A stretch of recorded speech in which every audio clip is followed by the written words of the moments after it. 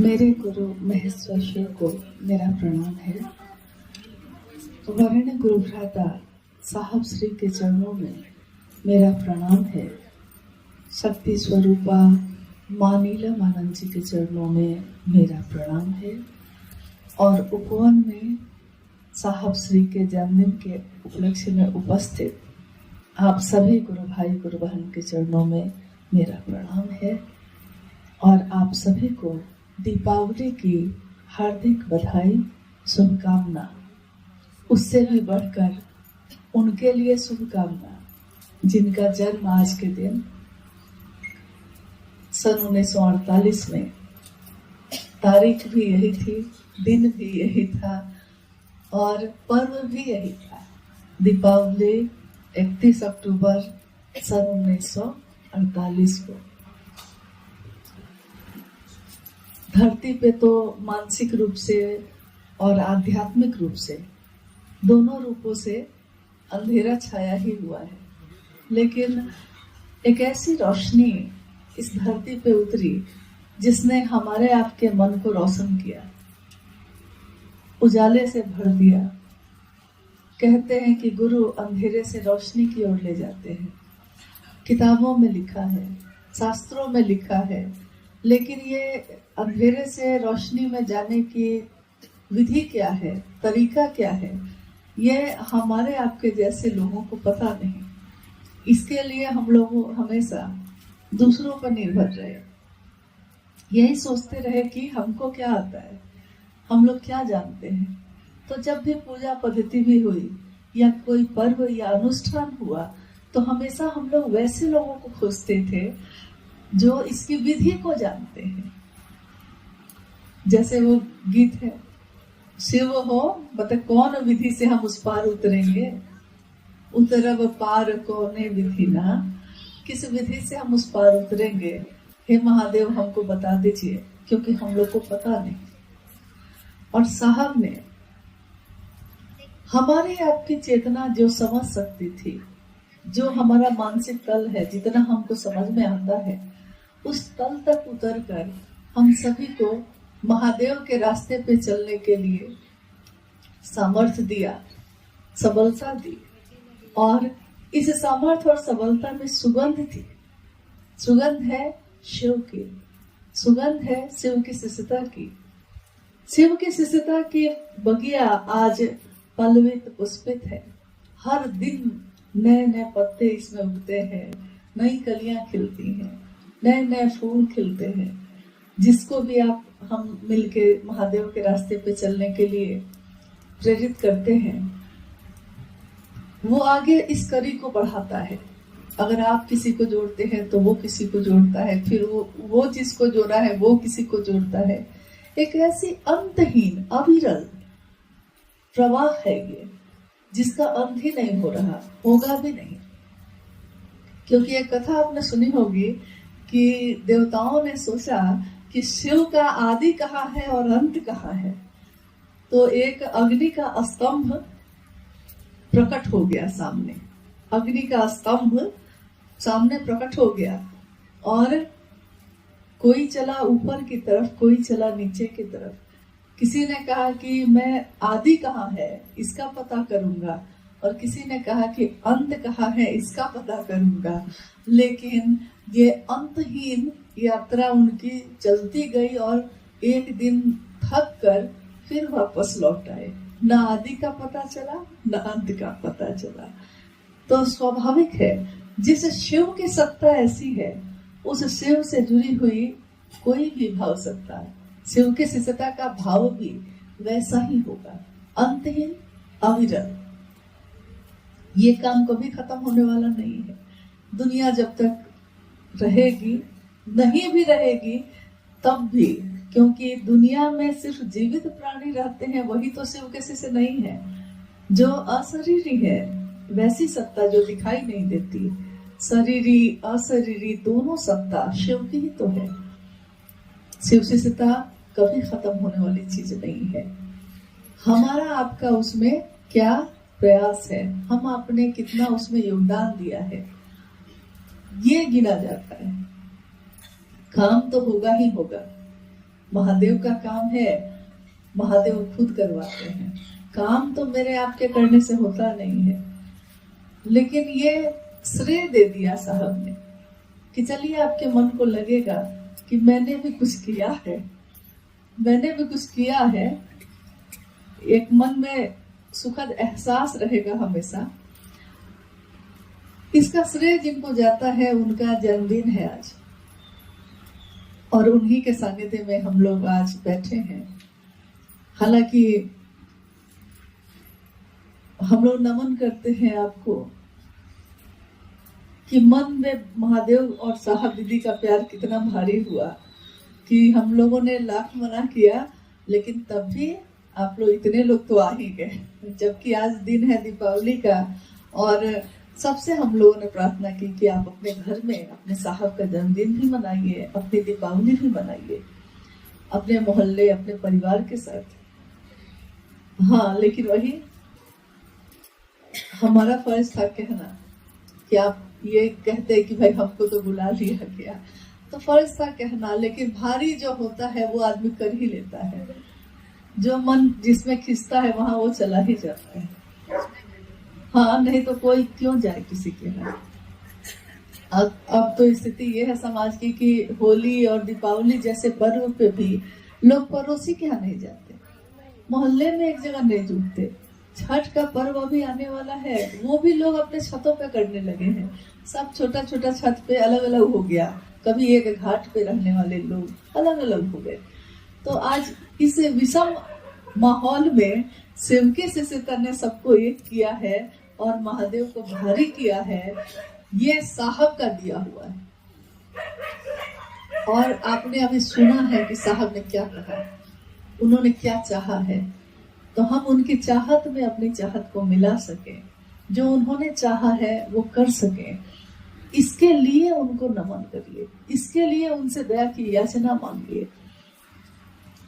कितने बार साहब ने कहा कि दया की याचना आप मांगते हैं, लेकिन दया की याचना किस लिए? महादेव के लिए या अपनी मनोकामना के लिए या अपने लिए? अगर महादेव के लिए आप रो सकते हैं तो महादेव के लिए रोने वाला आदमी वो चाहे तो क्या नहीं हो सकता है। ये धरती अपनी जगह छोड़ सकती है, आसमान अपनी जगह से हट सकता है। क्या ऐसा है किम न सिद्धते भूतले, क्या ऐसा है इस धरती पे जो उपलब्ध नहीं होगा? तुम नहीं तो कोई नहीं, तुम मतलब तुम। ये भाव हम लोग के अंदर था तो नहीं, लेकिन साहब श्री के सानिध्य ने मन को ऐसा बना दिया, मन में ऐसा भाव ला दिया है। अभी माँ नीलमानंद और साहब, उनकी नजर है हम सभी पे, हम सभी शिव शिष्यों पे, कि अपने गुरु शिव की स्थापना जो उन्होंने की, स्थापना तो थी ही, पुनर्स्थापना की, जीवंत बनाया उस शिव को। माँ नीलमानंद जी ने कहा कि शिव तुम जागो। साहब ने इसकी व्याख्या की, शिव तुम जागो। इसका ये अर्थ नहीं है कि शिव सोया है, शिव तो जगह ही है। ये धरती सोई है, धरती पे रहने वाले लोग उस शिव को भूल गए हैं, महादेव को भूल गए हैं। तो उन्होंने कहा कि महादेव को जगाने का काम करना है। और देखिए, क्या ये सिर्फ साहब और दीदी के वाक्य थे? क्योंकि उस समय तो साहब जो भी कहते तो उसको अक्सर कागज पे लिखकर पूजा घर में रखा जाता था, और माँ नीलमानंद उसको रखती थी, और उस पे महादेव की मोहर लगती। उस पे कुछ निशान आते, त्रिशूल के, बेलपत्र आते, बेलपत्र की बारिश होने लगती। सारे लोगों के समक्ष ये सब दृश्य होता। अद्भुत समय था, दुनिया के लोगों ने ऐसे समय को भी देखा। उसमें एक समय जब ऐसा आया कि शिव कसी से बनाने के लिए हम लोग को क्या पद्धति अपनानी चाहिए, इसी पर बात हो रही थी। कोई तरीका होना चाहिए ना, कैसे पता चलेगा कि हाँ ये शिव से हो रहे हैं। क्लास तो शुरू कर दिया, लेकिन कागज पे लिख के एडमिशन नंबर कुछ तो होता है। तो उन्होंने कहा कि क्या किया जाए, तो लिखा गया उस पे, हर हर महादेव, नमः शिवाय, जागा जागा महादेव, और लिखकर पूजा घर में रखा गया। थोड़ी देर बाद माँ नीलमानंद जब गई तो उस कागज पे जागा जागा महादेव पे लाल रंग से सही का निशान किया हुआ था, त्रिशूल बना हुआ था। यानी वो भाव सत्ता जो है, भाव ग्रहण करते हैं, और उस भाव में उन्होंने जो शिव शिष्यता के लिए सही था जो वाक्य, क्योंकि हर हर महादेव तो सदियों से होता आया है, और नमः शिवाय का मंत्र भी सदियों से प्राचीन काल से चल रहा है। तो जागा जागा महादेव आज तक इतने प्राचीन भारत के इतिहास में कहीं पे भी आपने इस शब्द को नहीं सुना होगा, जागा जागा महादेव, ये नहीं सुना होगा। हाँ, और देखिए शिव का शिष्य बनने की घोषणा शुरू हो गई इसी के साथ। ये शब्द जो है, इस शब्द में ताकत है, क्योंकि शब्द सिर्फ अक्षर नहीं होता है, किसके द्वारा कहा गया, किसका आदेश है, किसका चैतन्य है उसमें, मतलब किसकी ऊर्जा है उसमें, इसका प्रभाव होता है। बोलते हम आप हैं, लेकिन प्रभाव तो उस शब्द का है। हम जैसे ही किसी को कहते हैं, आप खुद बताइए कभी किसी की घोषणा आपने की है, और जब ये वाक्य आप बोलते हैं तो आपको कैसा महसूस होता है? आपका शरीर, आपका मन रोमांचित हो जाता है, एक सिहरन सी होती है, लगता है जैसे कुछ संचरित हो रहा है, कुछ हम दे रहे हैं, कुछ हमें आ रहा है, ऐसा लगने लगता है इस वाक्य को बोलने से। आज तक तो इसकी का प्रचलन नहीं था, नहीं, शिव की कथा का प्रचलन था। शिव पुराण, रामायण, महाभारत, गीता, शिव पुराण बहुत सारे घरों में रखे थे, और गांव में, शहर में, मंदिरों में इसकी कथाएं होती थी, आज भी होती हैं। बड़े बड़े भागवत कथाओं का आयोजन होता है, उसमें जो जो अच्छी चीजें हैं सब कोई बताते हैं। लेकिन आज से पहले कभी भी किसी भी चीज में, अध्यात्म के जगत में कहीं पे भी आपने किसी देवी, किसी देवता के साथ चर्चा शब्द सुना? नहीं सुना होगा। अप्रतिम है ये शिव की शिष्यता, जिसका कोई जोड़ नहीं, जो बेजोड़ है, एक ही सांचा बना के जिसको तोड़ दिया गया, क्योंकि उसमें दूसरी चीज नहीं बन सकती। शिव की चर्चा, शिव की चर्चा का कोई प्रचलन नहीं था, लेकिन शिव की चर्चा शुरू हुई, और जब शुरू हुई पहले तो लोगों ने कहा कि अरे ये तो गरीबों सबका काम है, अरे ये तो इन लोगों का काम है, अरे ये लोग क्या बोलेगा, इन लोगों को आता क्या है।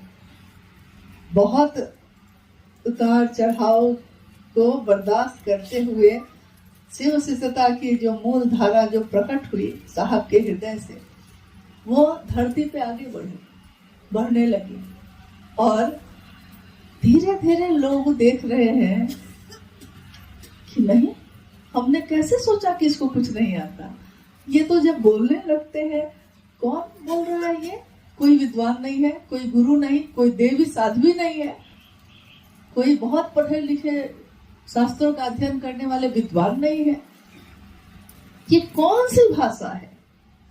इस भाषा का प्रयोग क्या आज से पहले संपूर्ण विश्व के किसी भी धारा में हुआ है? जिसमें जो आपके हृदय से फूटे वो आप बोलिए।